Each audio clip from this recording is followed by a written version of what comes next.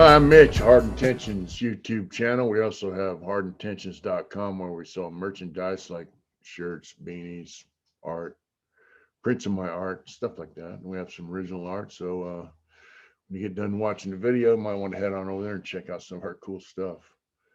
Uh, you know, People used to ask me, what was it like doing life sentence and having to do your time around people who didn't have life sentences and short answer was it sucked. um, you know, from the beginning of the trip, sitting in the county jail fighting a life sentence for almost a year, and then having to deal with guys that are coming in there, weekend warrior guys. The drunk drivers back then didn't get a lot of time. They'd be sentenced to stuff, county time or knick-knack crimes, so they had to do weekends in jail, or guys fighting burglary charges or, nickel and dime shit where they're going to get 5 or 6 years, 10 years even. Um, while you're fighting a life sentence, man, it sucks because some guys are crying all the time. And, I'm sitting there thinking, man, I'm probably going to prison for quite a while. And, here's some guy crying about having to maybe go do a few years, and just steadily crying about being in county jail and all this other stuff. I didn't like it, and it constantly made me think of how close I was to the streets. Meaning, I'd only been in prison or jail, for a few months, and that I was probably going to be away from the streets for a long time. Was a constant reminder by these dudes. And some of these guys were pretty cool. Some of them were respectful. Some of them were mindful of the fact that I was going to be going to prison, and other guys around them maybe going to prison for life sentences. Um, Guys that have been to prison and were on in the county jail going back on short terms. Some of them were okay too. I mean, they knew, hey, because they've been in prison around guys doing life. But at that time, they were still letting guys that had life terms out. Guys are going aboard and getting released from the board still. They didn't close the door on that until after I'd been in prison quite a while, and around the time I was eligible is when the door really shut for us for a good 20 years or more. Um, when I went to the prison, I got put in the hole for several years for some violence, but um, when you're in the hole, you don't really. Well, I did trip on it because guys that were in the hole that had life terms, they were like comfortable. We had TVs, radios, clothes, and we're laid up in there doing our shoot terms or whatever. And then you had guys, like for instance, like when there was wine, we'd drink wine. It was hard to get drugs in the shoe, so every now and then some weed would pop in. I'd smoke a little weed, but there was always wine. And guys that had life sentences that were in the shoe or in the hole, they'd kick back in their house and drink a little wine and relax and listen to music, and just kick it. And these other guys that were like short timers, we call them, guys that were going home, um, they want to get on the bars because San Quentin and prisons, most of them, several of them had open face cells. They had bars. They want to get on their bars and talk crap to people and try and convince the whole building, how tough they were. And they'd always end up in an argument with somebody. And, the next day when we had yard, they're the ones that were on the yard, getting shot with shotguns for fighting and getting the yard shut down and getting us searched and put on your bellies. They were the ones doing that shit, and then, a lot of them too, they were getting debt even back then. And back then they really knew that if they couldn't pay their debts, they were going to get whacked. So, when they get close to home, they'd run up more debts and then check in. sitting ad seg until they paroled because they really didn't have a bunch of PC units like they got now, which they call SNY. Uh, so even in the shoe and ad seg, uh, they were not pleasant to be around. They disrupted your program, and when I got out of the hole, I'm on the main line. Then I went to CMF to go do some programs, Category V, Cat T, Cat X, all that shit. So, when you're on the main line, you're doing life sentence, you're cognizant of the fact that, you're going to be there for a while. And so you get the best appliances you can get. You get your clothes, you get your shoes, you get a cell and location that you want to be in, you get a cell you want to have. You get a routine, you get a job, you get your yard time figured out, when you're going to go to work, when you're going to go to yard, when you're going to buff iron. You know, you get a routine. And these guys that don't have life terms or even long terms, um, they disrupt your routine. They're at work talking shit to the boss, um, saying, we shouldn't be doing this, we shouldn't be doing that. And I'm like, hey, you're going home in 6 months, and you're probably not going to work on the street. You're going to go out there and spend your gate money on drugs. You're going to try and hustle some dope, maybe do a robbery or some burglaries, rip off some old lady's purse, and you're coming back, and I'm going to be here. So don't be trying to fuck up my job. Um, our jobs, that was our life's blood, man. Most lifers worked in PIA, prison industries, where they could make average, 65, 75 cents an hour, maybe a dollar if they were a lead man. And, you think about that and it's like, man, that's not a lot of money, but in there, that's a lot of money. That's 65 to 100 bucks a month, 120 bucks a month, depends on overtime. And, you know, these guys want to complain about their work and all this shit. I used to just tell them to fuck off, because I would get jobs for the money and because I like working. I always work wood, PI wood factories, because I like cutting wood. I did do some metal fab for a while. It was cool.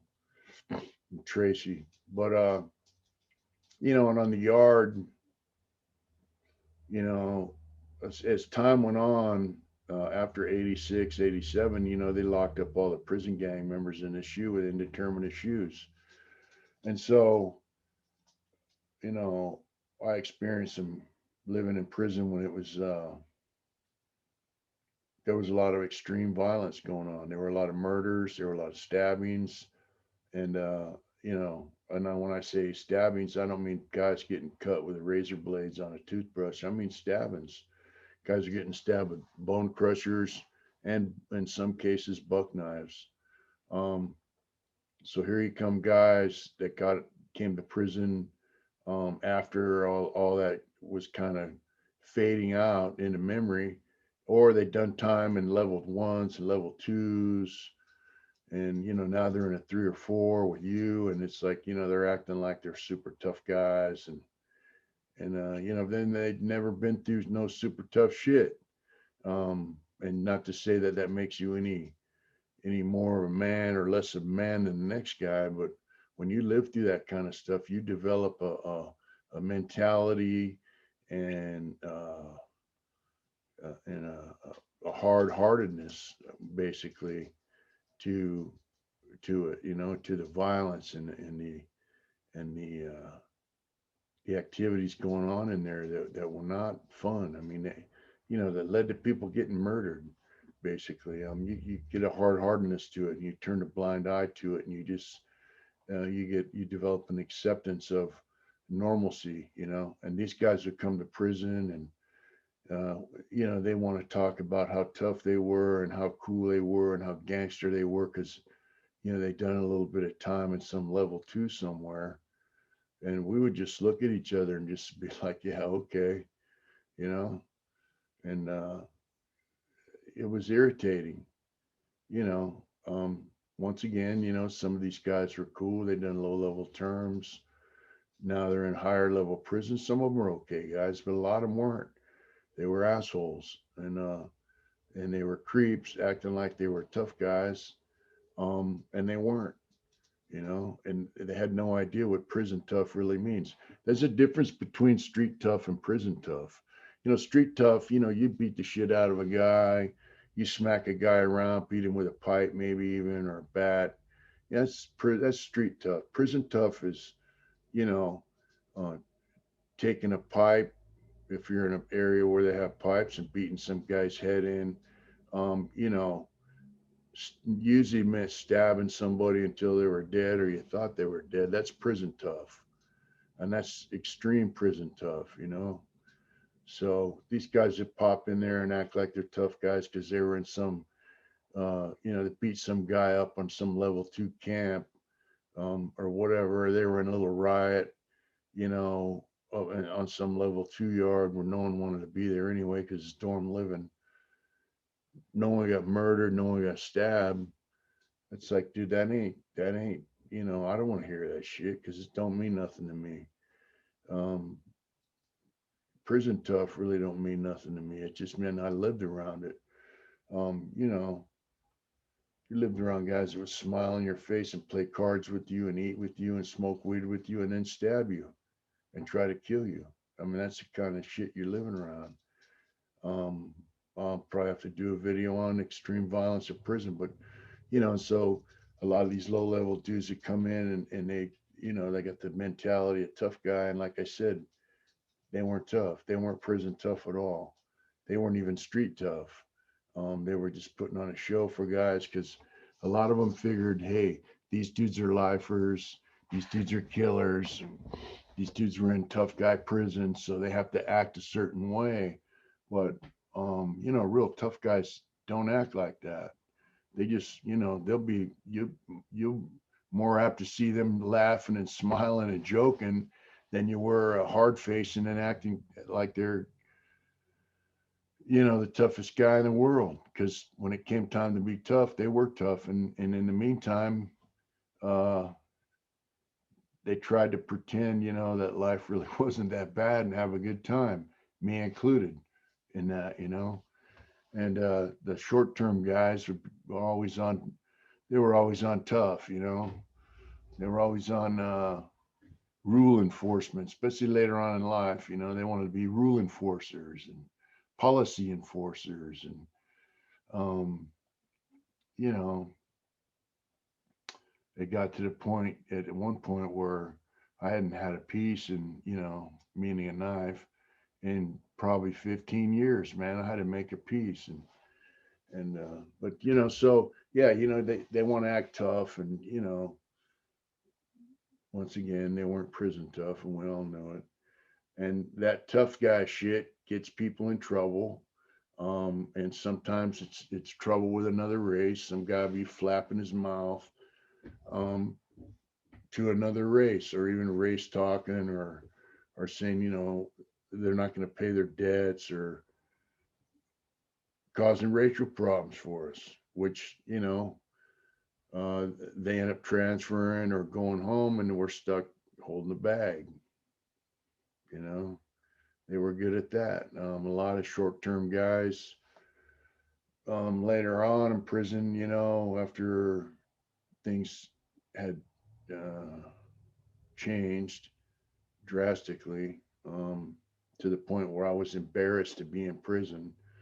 Um, their big thing is to go in debt, and guys that still had a year or two left, they tell guys that are going home in a couple months, they go ahead and run up a debt. You're going home anyway. And what they don't uh, have any concern about is the havoc that's caused once they're paroled, because they're like, hey, these dudes are leaving. And that, the other race, whether they're Southsiders or blacks or whatever, they're not stupid. They get word, hey, these dudes are running up debts on purpose and paroling. So the guys left behind, there's all of a sudden they're starting a riot because finger gets pointed at them to pay their homies debt, and they're like, fuck that. They'll start a riot. They all go to the hole, And once again, we're all left holding the bag. That was like commonplace uh, in the late 90s, early 2000s. You know, it was common. Um, that really pissed me off because at that point I wasn't buying, using, or selling dope. I've been clean for quite a while. You know, I got clean in 97, 98. I got clean. So, I mean, and I spent the last 18 years, 19 years of my prison term totally clean. So that shit used to piss me off, man. And I asked one dude, hey, man, what the fuck you guys jumping on the white dudes for? We're supposed to be, partners. And he goes, man, these dudes don't want to pay their debts. I said, hey, bro, I don't even use. So so that was another problem these in and out dudes would cause. And, when you're doing a life sentence and you're in a level 4, like when I was in Lancaster, I had a decent radio, TV, I had my cell hooked up a certain way, I had tons of art supplies. I'm doing artwork. And like, here they come, tearing up the buildings after the riot over the drug debts, or after some dude got stabbed up because he didn't pay his debt. Here they come tearing up your building. And so I just keep my mouth shut and go through like little shit. Like I had a big tube, cardboard tube, like off a fabric, cut it. I put a cap on one end and a lid on the other. And I just keep my paintbrushes in there. And you're not allowed to have cardboard boxes in prison. And so they came through and searched my cell and took it. And they go, oh, you're not allowed to have cardboard. I said, it's not a box, my fucking brush tube, asshole. And they took it anyway and talk shit to me when they took it. And I had a steak cup. Some guy carved a skull in it with a razor blade. Took him forever. And he said, hey, I made this cup for you. The cop took that cup during a shakedown after some asshole called in and out guy caused problem on a yard. You know, it's little shit like that, man, that, let alone getting your cell tore up, being handcuffed in a day room, locked down for months and sometimes even years, which means lack of food, lack of coffee, lack of cosmetics, no canteen, no packages, that's the kind of problems it caused for us. And they didn't really give a shit because they were going home. So, it's just, what are you going to do? It just really, they leave a bad taste in your mouth, And towards the end, like when I was in level 2, almost everyone there is going home. There were a lot of lifers there, but like they would go around and ask dudes, yeah, we're taking up a collection to pay so and so's drug debts. I'd be like, man, I ain't paying no motherfuckers debts. And I said this before. I said, you go stab him and I'll pay his whole debt. Because back in the day, you didn't pay your debts, you got stabbed, and it jeopardizes all the other white dudes, man. When you got guys on the yard that don't want to pay their debts to other races, and so then what really pissed me off was these guys know, hey, there's a large percentage of the yard, and I'm speaking for whites, who are doing life, and these dudes are programming. Some cases are really making an effort to get out of prison, and you'd have guys that done level 2 time, maybe some weak ass level 3, and they want to act, hey, they're the shot caller on the yard, and it's like, dude, you're in a weak ass pen, and you want to push hard ass policies, and it's all over dope. It's been said before, it's over dope. They want that free shot. So if some guy hits a little dope, they're going to sweat him for their free shot because they're the shot caller, because they think they have the keys to the yard. But, I used to always let them know, hey, no one tells me what the fuck to do. You can tell these dummies that you're a shot caller, but that don't mean shit to me. Because they're just some lot that wants a free ride and over 50% of the time they end up making a bunch of bad calls, burning people, and checking in before they go home. They'll ride it to the end. And then in one case, dude thought he had the yard.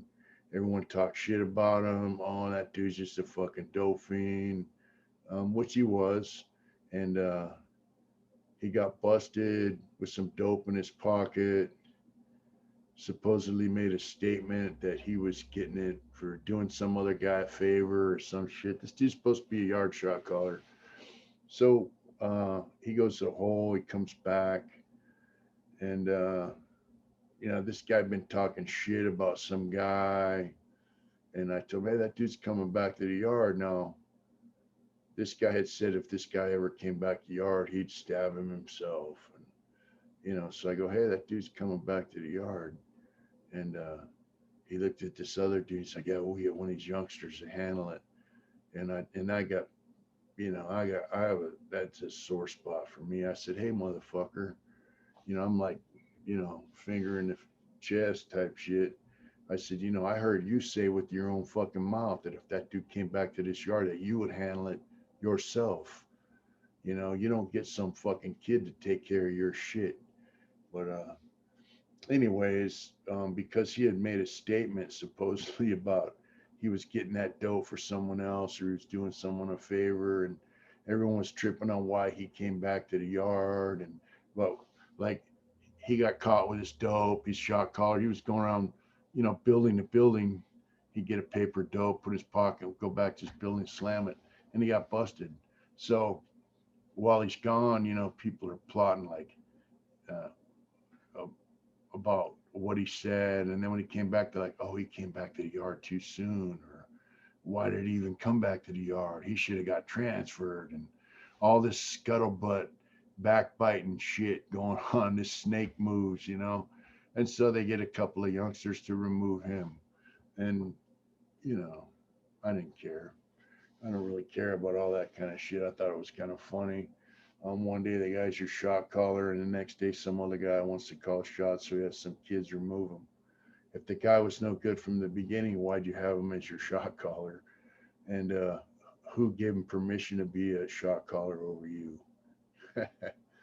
But you can see that, especially once you've done, 25, 30 years in prison or more, all this behavior is irritating.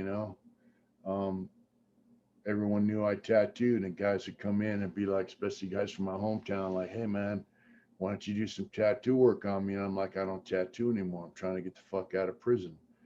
And then they want to sweat you. Well, I'll pay you. I'll look out for you. And I'd be like, hey man, you gonna do that fucking 5-year denial when I go to board with a write-up for tattooing? You gonna do that 5-year denial for me? They'd be like, well, I say that's what I thought. You know, there became a point where no amount of money was worth doing tattoo work because you're going to get caught. You're going to get a write up. You're going to get a 5-year denial at the board. You're going to get your locker tossed up. All your art shit's going to be removed. And that was more important to me than tattooing. Being able to draw and paint, I could do that every day. And, just guys got no understanding of, no concept of, um, what it's like to do long term in prison. And some of the shit that comes out of their mouth was so fucking disrespectful and rude. I kept my cool with it most of the time. I was younger, I'd smack dudes, and I'd fuck dudes up pretty good for their stupid shit. But as I got older, and like I said, I was trying to get the fuck out, trying to maintain a program, keep my art shit going. Uh, I just insult the shit out of them sometimes. But one time I lost my shit over it, and that dude Woody in CMC West, we got into it. I knocked his tooth out. Um, he ran away once. Yeah, he got up, and I'm like, let's go. Come on, let's finish this. And he peeled out. I knocked his whole tooth out. This This Southsider kid, Marcus, bent over and picked up his tooth. He goes, man, I didn't know teeth were that big. It's the whole tooth come out, you know.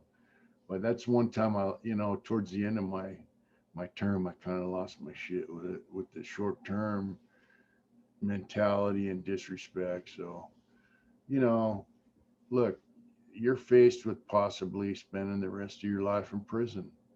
Um, you still make efforts towards getting out. I mean, I went through all them groups. I had no idea whether or not I'd get out of prison. I did, fortunately. Um, but while you're there, it's like, dude, you know, who are you to fuck my program up? You're just here temporary. You're a visitor. I'm a resident. You know, and you lay in bed at night thinking, man, this is all there is. How's it going to get any better? How can I make it any better than it is? You know, legally at that point, because like I said, I didn't buy, use, or sell drugs. Um, and you wonder why some guys do. I mean, you're living a bare, bottom of the barrel existence. So that's why guys do illegal activity to make money and come up. So they can have some better food, better shoes, better yard shorts, better TV, better blanket, whatever. Better whatever's being sold on the yard that they want. Um, it's like it's a terrible feeling, man, to lay in bed and think I'm gonna be here for the rest of my life. I can't hug my family members. I can't see them. I can't talk to them other than a phone call in the visiting room. And everything I got in this cage right here is all I'm ever gonna have. Um, and then there's some asshole uh, whose behavior jeopardizes you even having what you have, possibly losing it because of his behavior. It was a fucked up deal, man. And I'll tell you what, it took a lot of uh, mental fortitude or a lot of self control to live like that on a daily basis. To know that little yard, that little cell, that shower down the tier, that's all you're gonna have. Um, your little job making a few bucks a month, that's the most money you're gonna make ever. Um, it was a pretty nasty feeling, that you're gonna die someday in one of them cages. Um, it's a feeling of hopelessness, and so you try to create a situation where life isn't really so hopeless through your different activities. For me, it was art, um, and walking the track and talking to guys that were in similar situations that helped pull me through. Um, but yeah, it's a total feeling of hopelessness and despair. And my priest told me, that's contrary to what we believe. The despair is yeah, you're not supposed to feel. So I would struggle with it, and think, man, I'm not supposed to be feeling this way. And so I tried to develop a mentality like, even though I'm in here, I'm not going to turn myself into a savage, and I'm going to make the most of it. And I'm going to just kick it and be as normal as a person can be in prison, you know, without turning themselves into an animal. And, paid off. I participated in a lot of the self help, long term offender program, and all that stuff when I got out. But, yeah, doing time around guys that are in and out of prison, short termers, when you're doing a life sentence, it's it's not fun. It's not good, and I'm glad it's a done deal. Uh, it took a lot of effort to get through it. It really did. And just from this few simple things I've said, you can imagine, what it was like. Uh, it sucked, and I'm glad I'm a free man now. You know, that was subject somebody suggested I do a video on. So I hope you guys enjoyed it. And I'm going to do my best to continue making videos. You guys take care of yourselves. Check out our site. Take care. Do it right and do it hard. And don't let no one stop you. Thank you.